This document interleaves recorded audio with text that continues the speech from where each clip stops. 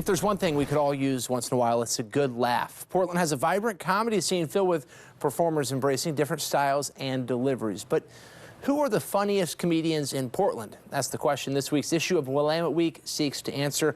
Willamette Week Assistant Arts and Culture Editor Andrew Jankowski joins us now with more on their funniest five. Andrew, thanks for your time. Thank you for having me. How do you go about choosing which performers make the list? It was a peer-based system?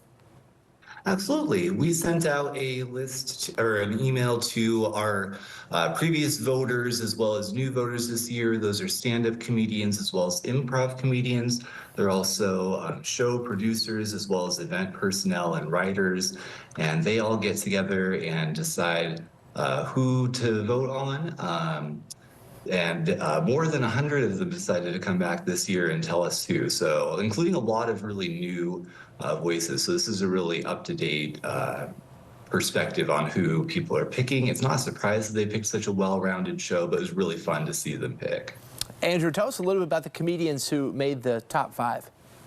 Yeah, our funniest one this year, her name is Allie J. Ward. She comes to us from Salem, along with jokes about her experiences as a queer trans woman. She also likes to joke about wrestling at her show Punchlines and Pile Drivers. The next one's going to be in April at Curious Comedy Theater, and that's going to coincide with WrestleMania weekend, which is going to be a real conflict, for lack of a better word, for our wrestling fans out there.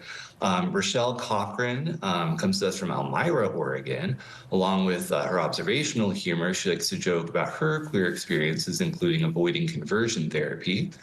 She tied with Will Lamp, who grew up in a funeral home and got his start at My Father's Place, his open mic, which some of our readers may remember from our diner issue. Then we've got Lee H. Tillman. He is really inspired by rap in terms of how punchlines land and how they get big reactions out of audiences. Our writer also noted he has a very musical and lyrical flow with his jokes, which is really fun to hear. Our last one is David Twitey. Some may remember him from his time with Last Comic Standing. He comes to us from the land of Mall of America and spent some time on the East and West Coast before landing in Portland. If our viewers want to catch these performers or just go out for a laugh, where can they go?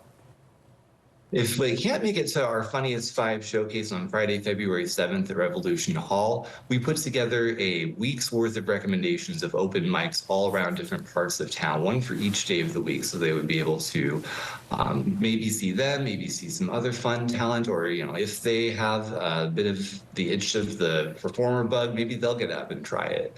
But either way, they've got something they can choose from. Everyone loves a good laugh. Andrew, thanks for your time.